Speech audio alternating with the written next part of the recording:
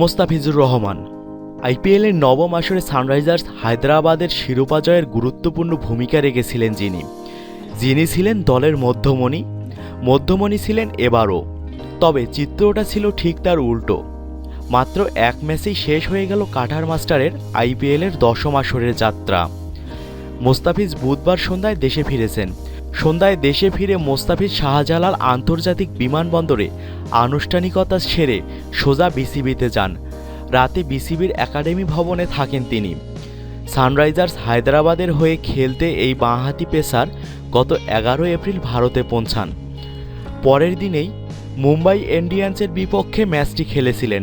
তাতে খরুসে বোলিং করায় পরের ম্যাচগুলোয় গত আইপিএলের সেরা উদীয়মান খেলোয়াড়কে একাদশেই রাখেনি হায়দ্রাবাদ। ওই ম্যাচে 2.4 ওভারে 34 রান দিয়ে উইকেটশূন্য ছিলেন ফিজ। এখন পর্যন্ত সানরাইজার্স হায়দ্রাবাদ খেলেছে 11টি ম্যাচ। এর মধ্যে 9টি ম্যাচে উপস্থিত ছিলেন মোস্তাফিজ এবং খেলেছেন মাত্র একটি ম্যাচ।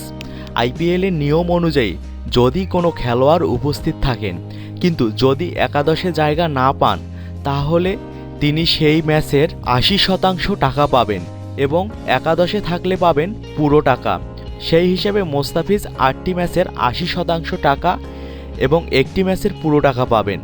উল্লেখ্য, 1,40,00,000 টাকায় মোস্তাফিজকে কিনেছিলেন সানরাইজার্স হায়দ্রাবাদ।